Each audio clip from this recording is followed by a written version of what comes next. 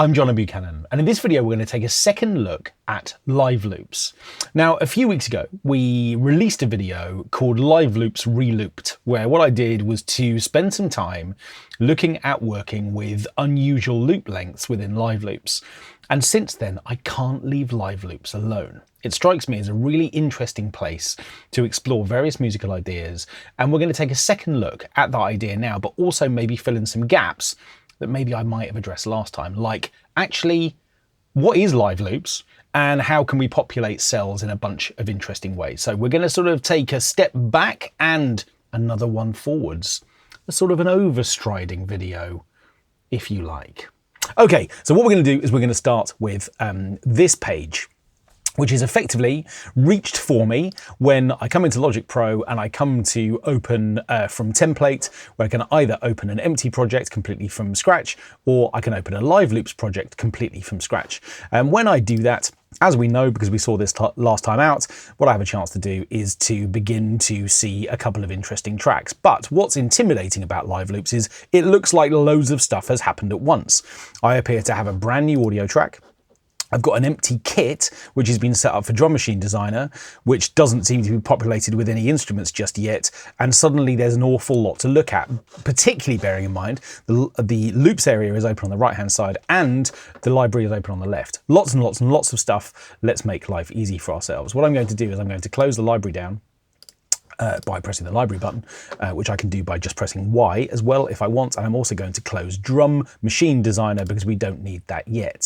So effectively what we have within a live loop session, just like a regular Logic project, is a series of tracks. So effectively what I can do is I can make content for each individual track. And a track can be an audio file or a series of different audio files in these cells, or it can effectively be a new recording that I make myself into one of those spaces if I want to. And then similarly, I have instrument tracks to which I can either record little bits of audio, little bits of MIDI, I can create pattern sequences, basically anything that I can do with MIDI, I can do into an individual cell within a live loops project.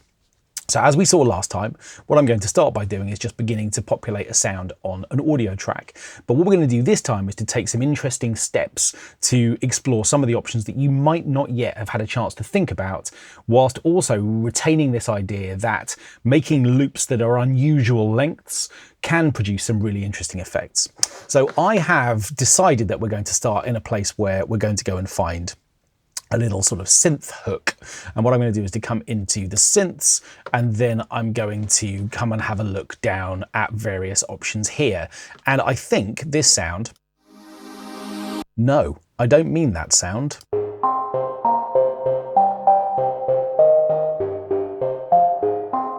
I mean, this sound might be quite an interesting place to start. I like the idea of this kind of sequency place where we're going to begin. And this is all cheats aside, the only sound that I've kind of pre-selected. After this, I don't really know what I'm going to do, but there are some things I want to show you. So I'm going to drag this little loop into this cell, and what it will do automatically, because it's the first thing that I've imported, is to bring the tempo to my overall project. We're well aware of the fact that what I can do up here within the transport bar is to open up the custom sort of settings so I can see all sorts of things, and we can see the tempo a little bit more clearly now, 98 beats per minute. Because it's the first cell that I brought in, it's imported the tempo for me. So to trigger this clip, I can do that in a couple of ways. If I just want to trigger this one clip, I can press the play button in the middle of it. And the alternative is that what I can do is to press this button here, which launches playback of everything in this vertical strip. It just so happens that at the moment, it won't make any difference which one of those two things I choose, because this is the only clip that's in this vertical strip, so I might as well play it from here.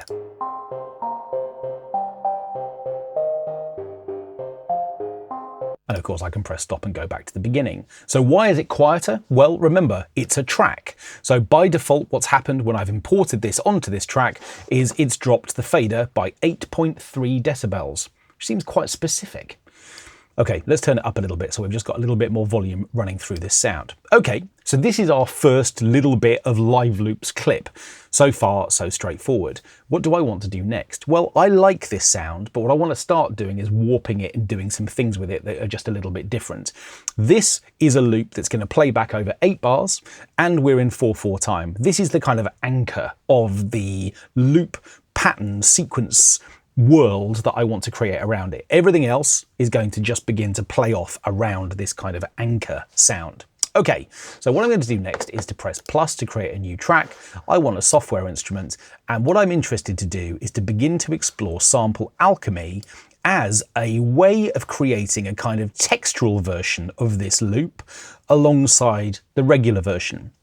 So what I'm going to do is to drag in my same sound all over again, but this time I'm taking it straight into Sample Alchemy. Okay, so what advantage does this serve? Well, firstly, I can now trigger it.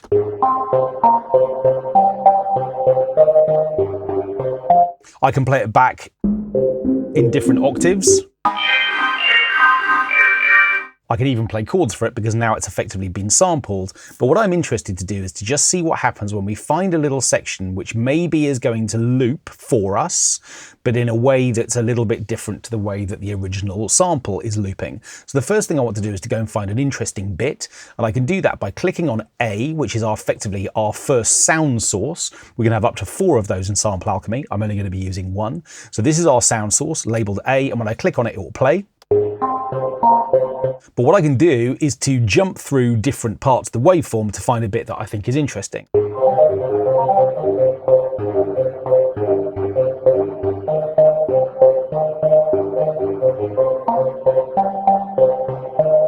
Okay, now at the moment everything's still playing forwards because I'm in what's referred to as classic mode.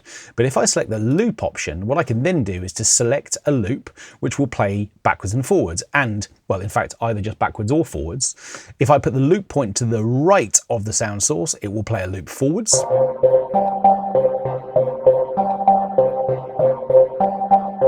And if I put it to the left, that loop will play backwards.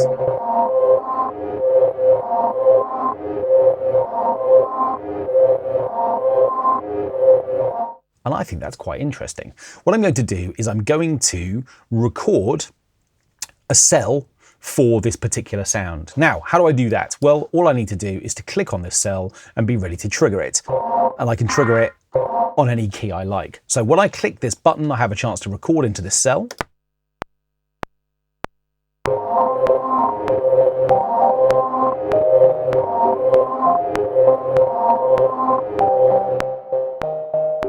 And when I press stop, it will stop. Okay, so what exactly have I recorded? Well, I've selected this loop, what's that?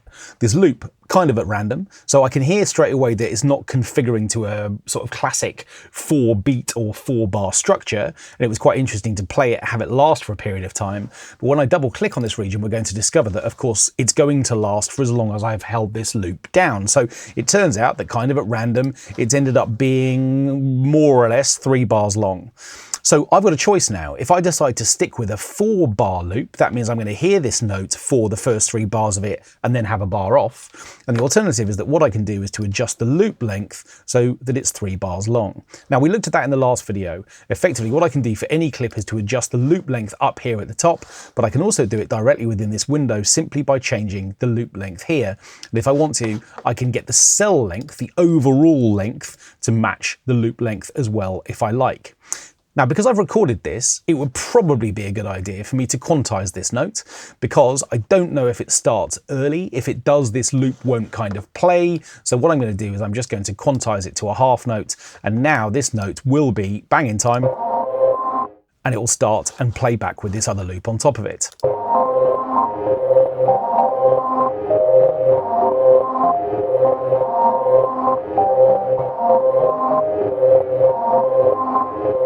Okay, and that's working really nicely, except that, of course, because the 2 sounds are taken from the same sound source, they have a kind of commonality, which is kind of obscuring that original floaty ARP thing. So here's the next thing that I can do when it comes to treating sounds within a Live Loops project. Of course, I've got access to all the effects that I might want. So the first thing I'm going to do is to come and do some filtering work on this sound. I'm going to use the auto filter, and what I'm going to do is to introduce a little bit of LFO movement so that effectively what we've got is an undulating tonal shift. In other words, the LFO is going to make the sound open and close from a kind of brightness perspective. And actually, I'm going to experiment with the idea of using a randomized shaped waveform, and I'm going to specify a clocked rate for this movement. And to start with, I'm going to select a beat, a quarter note. So if I solo this, we should have a chance to hear what effect the LFO is having on the sound. Remember, my overall cutoff frequency effectively acts as a sort of medium position for the overall tone, and then the LFO is introducing the amount that this randomly assigned square wave is going to change that cutoff frequency every quarter note, which sounds like this.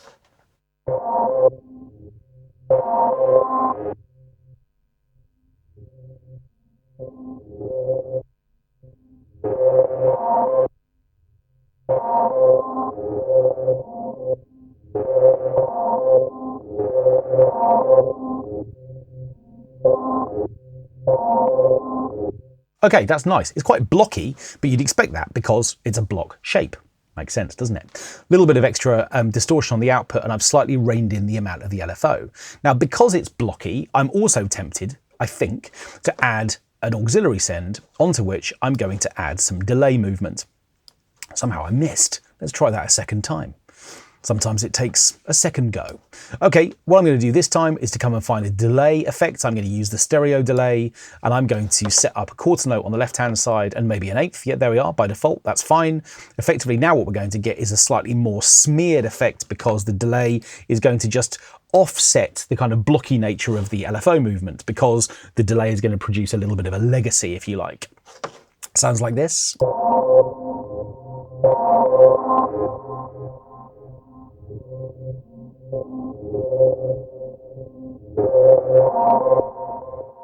And with the original ARP, it sounds like this.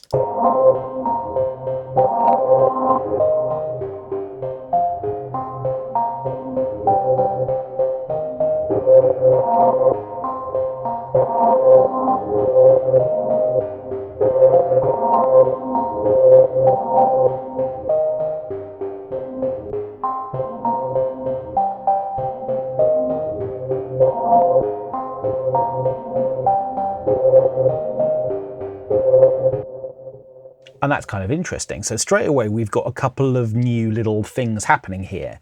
Because the LFO movement is a random shape, and because the loop is a 3-bar loop, because every quarter note we get a new little burst of tone, it no longer sounds like a loop. There's no regularity to it. Effectively, the way that it plays off against our original ARP is just providing immediate randomization and weirdness, and I really like that. However, if you've watched this channel ever before, you'll know that I'm not going to be comfortable with the fact that this sound is called Instrument 2. What does that mean?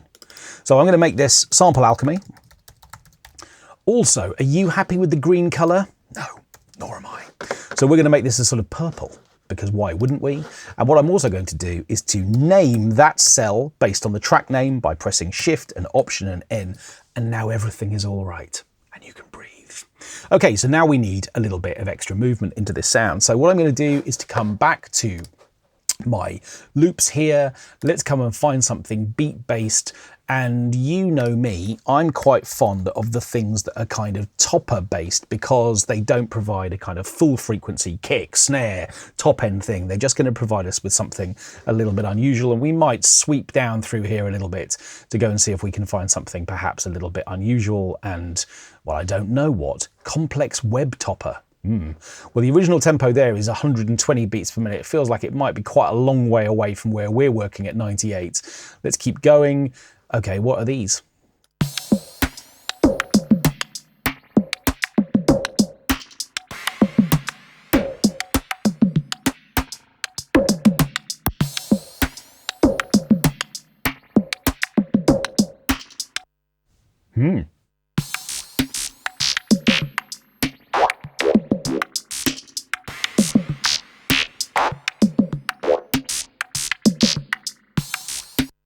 kind of irresistible, but I don't like the ride cymbal on the downbeat, so we're going to have to do something about that. So what I'm going to do now is just simply drag this across. Again, I can just populate a new empty track by just dragging and dropping this. And because it's beat based, I'm going to put up at the top because beats are important. Also, this ARP is the same color as my loop. Again, I'm not going to be happy with that, so I'm going to just give that its own color as well, and then we're in good shape because beats, as we know, are blue. Beats are blue, Will. Will's shaking his head, which means this is our last day working together. Okay, so now what we've got is a new beat loop. I said I didn't like the ride cymbal at the top, and I don't, and I know it's right at the top. Yeah, I don't like that. I'm going to just solo that so you can hear that again by itself.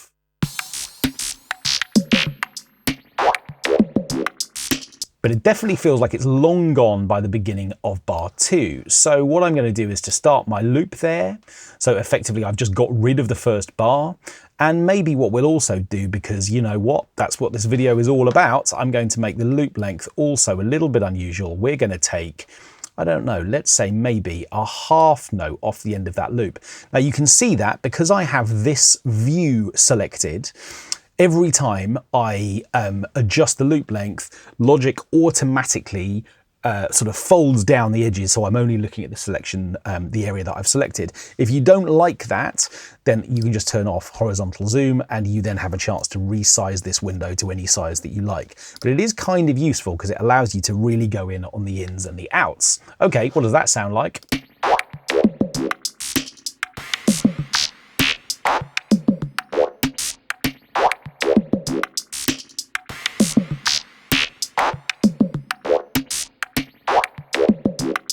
So what we got here is a loop that is a regular length, it's just that it's not adhering to a 4/4 shape. So effectively now our afloat synth ARP is the one thing that really is in a kind of 4 or an 8 bar structure, and everything else is just beginning to play off against it. But a bit like the way that we did with Sample Alchemy, I'm now interested to see whether or not I can further kind of warp out this rhythm a little bit by using another plugin, which maybe is going to allow me to take the cycle of the length of this loop and play around with that even further than I am right now. And it strikes me that BeatBreaker might be quite an interesting way to process this sound. So we're going to go and find that. I think that is in the multi-effects section, sure enough. And what we've got a chance to do here is to effectively break up this loop in some interesting ways and potentially make the length of the way that we do that a little bit different to the kind of regularity of the way that that's happening now. So I'm going to start with a gate and repeat treatment. This is just going to sort of break things up and do some interesting things. I reckon this is going to be too extreme, but let's have a listen.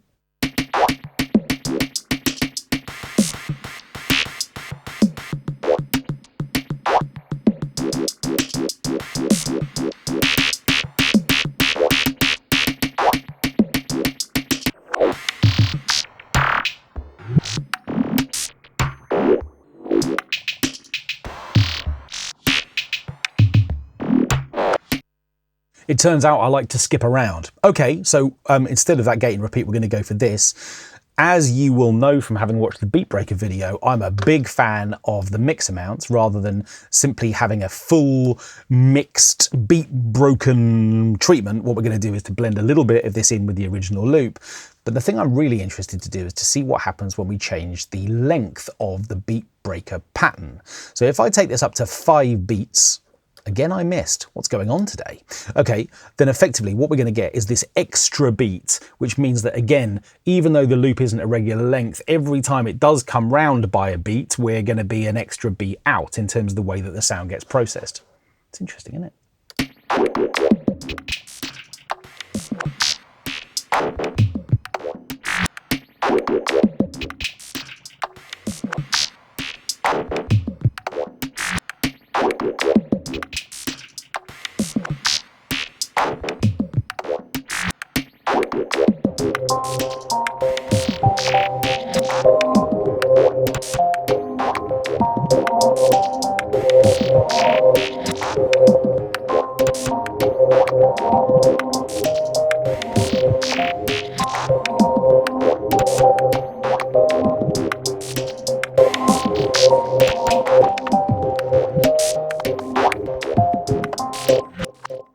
It's getting interesting. Okay, so what I've also done is to feed a little bit of that into our stereo delay, just to get a little bit of that kind of extra syncopation that's coming, or extra sort of width that's coming from those two treatments. And actually, this idea of width is also interesting to me. What I'm going to do after the BeatBreaker treatment is to come and find in the modulation section a tremolo effect. And what this is going to do effectively is to act as an auto panner.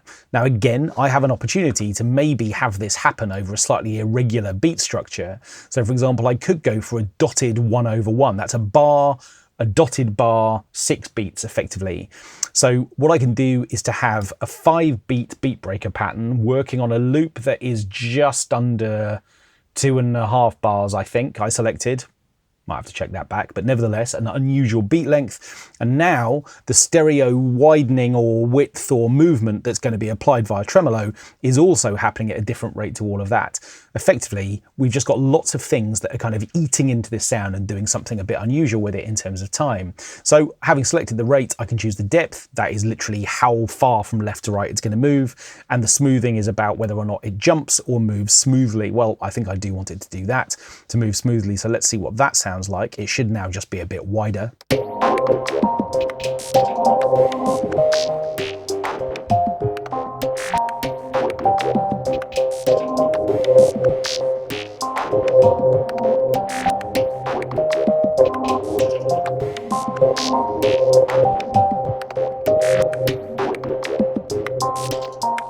Okay, it's coming together and it's sounding quite interesting. Now then, what I also want to do is to get a slight sense, more sense of groove than we have right now. Yes, we've got this new little dark automation topper, but it's not really a beat loop in a sort of conventional way.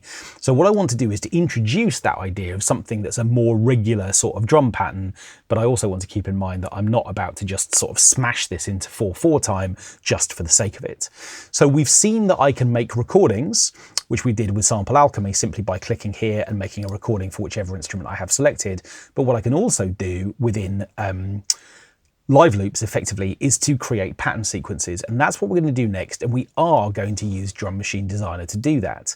Now, by default, this instrument was added as the kind of software instrument track that was introduced at the beginning of my Live Loop session. So whenever you open up a brand new Live Loop session, you'll end up with one audio track and one software instrument track. And because it turns out that the last time I had Live Loops open, the instrument track was created from Drum Machine Designer. But what you can also see straight away is that rather than having a kit which has already been populated from one of the presets, actually I've got a completely empty kit which I can configure using sounds however I like. So what I'm going to do is to reopen the library, which I can do here. And because Drum Machine Designer is already open, rather than me being able to see presets for entire configurations of kits, instead what I've got is all of the individual elements that could make up a kit selected individually. So to populate an individual pad, all I have to do is to audition a sound, which I can hear right away. And the moment I click on one, it gets assigned into this pad. If I decide I want a different one, that's fine. I can just keep selecting. And every time I find one, or click on one, I think I do quite like this sound, then effectively it will just update the way that that pad is populated.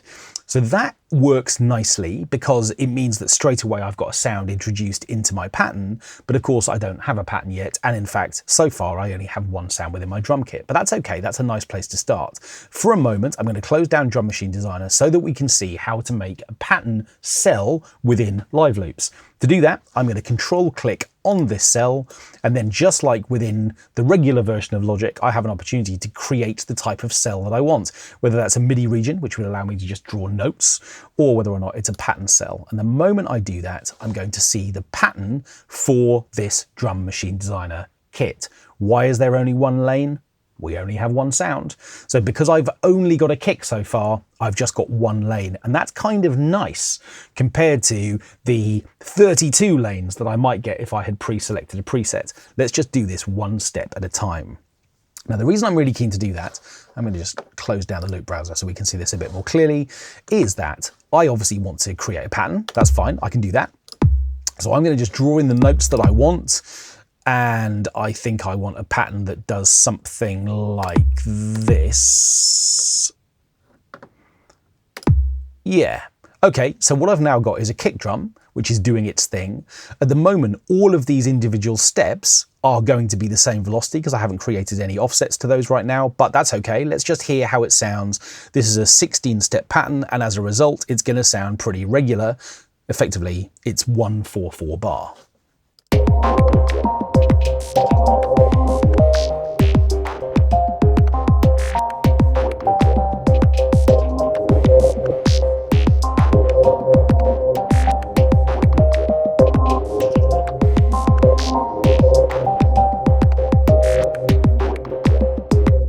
Okay, it's a pretty dominant sound, and as I say, because it's a 4/4 pattern, immediately that has implications for everything else. Yes, these other things that we've kind of configured to do something unusual feel like they're playing off against it, but we've got a very clear sense of 4/4 again. I'm going to take out this last step, and what I'm going to do is to come back here to the options where I have a chance to kind of complicate my pattern in a number of ways. And instead of selecting velocity and value, which allows me to create little velocity offsets, which actually I will just do because we're here for a moment, I'm going to just make these really strong, these two that are on the beat, and maybe this one too, and the others can be a little bit quieter. But the one that I'm really interested in is loop. Now, what this allows me to do is to choose the loop length of this pattern. And by default, of course, it's a 16-step pattern, and therefore 16 steps are going to be selected. But what if I was to take 2 steps off this, so that instead of a 16-step pattern, it becomes a 14-step pattern? It's kind of interesting, isn't it?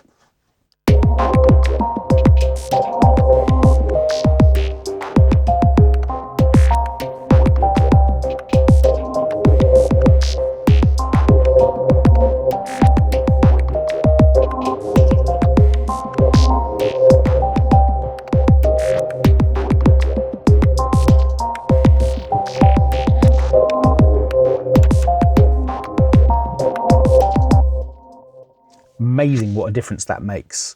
So we still have this sense that we're in a completely regular beat structure, and yet we're just obfuscating that a little bit. Great word. Okay, what I'm now going to do is to add a second lane to this drum machine designer kit. Now, in order to do that, I need to have a second sound loaded. And in order to do that, I need to reopen drum machine designer, come to my second pad.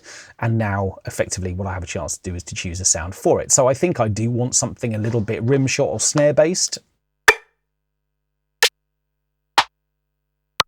This is the bit we're going to be here all day, isn't it?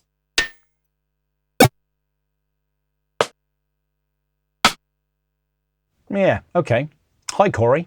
We're going to go with this Lindrum. All right, again, I don't need to drag it across by simply clicking on it. Here it is, just selected, and that means that effectively it's available to me to add to my pattern. Now, it doesn't automatically, Logic doesn't automatically create a new lane for this new sound. In order for me to do that, what I need to do is to come find my kit pieces and come and find Corey's Lindrum. Why is it Corey's? It just is. That's just how it is. Some things you shouldn't question. And what I'm going to do to start with is just to add steps on beats 2 and 4. Now again, this is going to sound like a 4/4 pattern, but I wonder how this is going to sound, bearing in mind this is playing over 16 steps while the kick drum doesn't. Let's just solo this for a moment.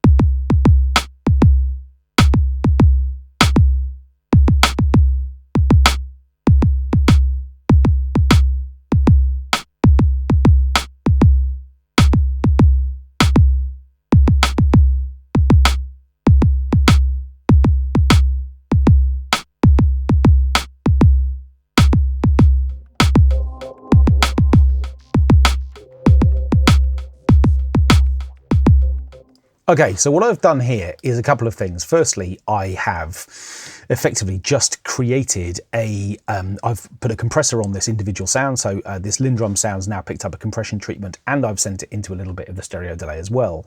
And the way that I've done that is simply to open up the track stack, which is this drum machine designer kit, so that I can access the individual elements of it. But in context, that sounds like this.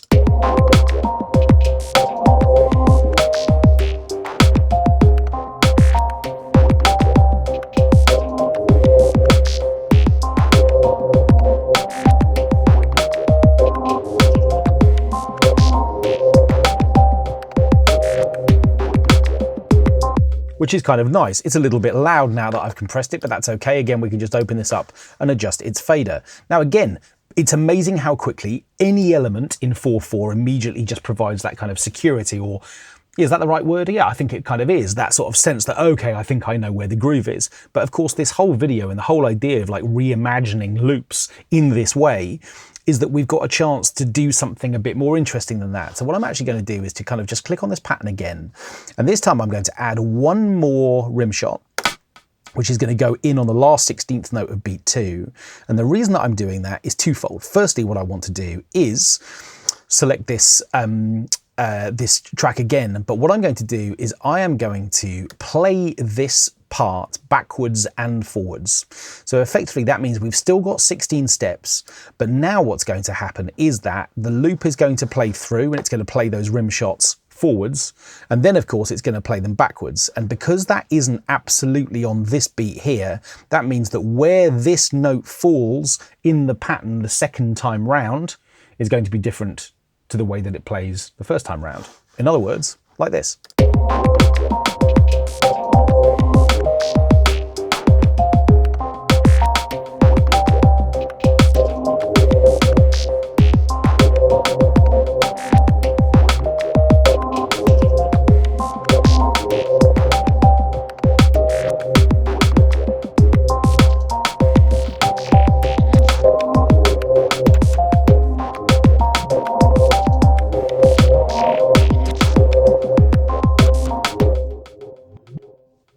Nice, isn't it? So effectively what we've got is this constant sense of things evolving. Now, there's one more thing that I want to show you about live loops, which is potentially really interesting, which is this idea that we can also introduce automation. To show you what I mean, what I'm going to do is to close this pattern down. I'm going to come back to my Sample Alchemy clip, which is right here. And if I double click on this, because this is a MIDI region, we're going to see the original note that I recorded when I pressed record and just held down that sustained note. But of course, what I can do within automation within the piano roll display down here at the bottom, if I press the automation button, is that we can access parameters, a whole bunch of parameters, which we might want to make part of this sound.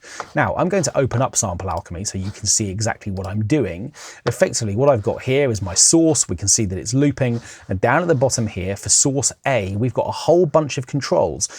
The overall tuning of this note in semitones, the fine tuning of it, the size of the kind of granular resampling sort of engine, if you like, which is sort of turning this sound into a kind of grainy, interesting thing. And I can automate any of these parameters. What I'm going to do is to come down here, where at the moment we're looking at automation for the note velocity, which is simply just showing me the line, the velocity of the note that I played. But what I'm going to do is to dive into here and I can come and find Sample Alchemy, and in source A, which is the one that we're using, I've got a bunch of things that I can change in both basic terms. So in other words, some of those parameters we just talked about, like the pan, the coarse pitch, the fine tuning and the volume. And what I've got a chance to do is to come into the synthesis engine, including the density and the size of the grains for the granular sampling engine. Now, what I'm going to do is I'm going to automate both of those. So the density control is the first one. That is this dial right here. Let's just solo it so we're going to be able to hear this clearly. And what I'm going to do is to simply just create a line, which is then going to allow me to just kind of morph some points around wherever I like, just to offset this control, the density control here. And we're going to hear exactly what that does when I press play.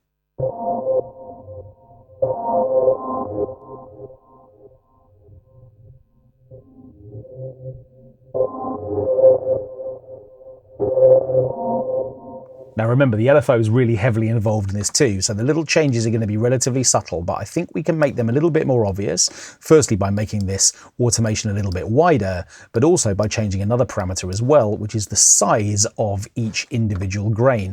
That means that I need to come back here, dive back into Sample Alchemy again, come to source A and synthesis, and down at the bottom here is the grain size. So again, here is the default value at the moment.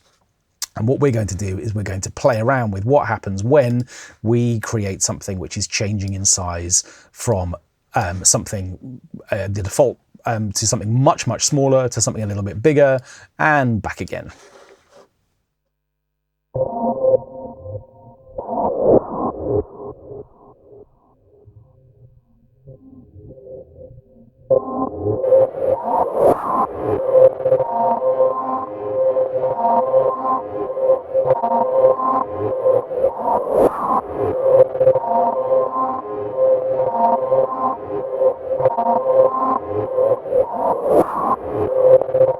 So without the LFO, we can hear that really clearly. If I put that back in,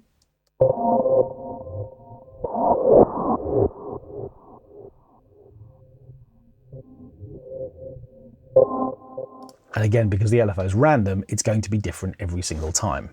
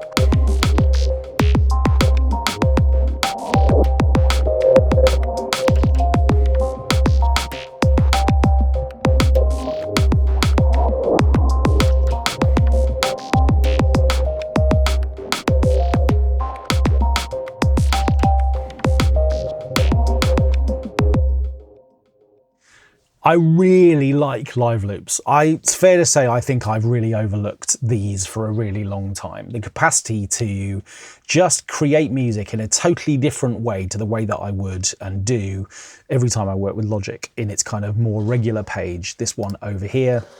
And of course, it's possible for me to just record this session as a kickoff point for everything else I might want to do. And yeah, we've looked at loads of things within this video, an extension of this idea of taking loops, making them different lengths. But this time what we've done is to use plugins, automation, and various other tricks to kind of further push that idea. Patterns that are a certain length, sort of blended with BeatBreaker patterns that are of a different length, LFOs that are producing random outputs across different sort of times, all that kind of stuff. Now, the great thing about this is that my project tempo is 4/4. Not changing it, it's not shifting. So if the whole idea of like working with different time signatures is something that just feels totally alien or something that you just don't want to do, or it just feels like opening a can of worms, no problem. Because the great thing is that effectively all of this stuff is still adhering to a kind of 4/4 meter. It's just that we're pushing back against that a little bit harder in order just to produce something which just feels cyclical, but in a way that's unpredictable. And really, I could now just record these 4 elements, and this piece, every time the next 4/4 bar comes round, is going to be different to the last time. And effectively, even though it's still loop-based music, all of those loops are just doing something unique and different and unpredictable. And I love that idea. Go and have another play.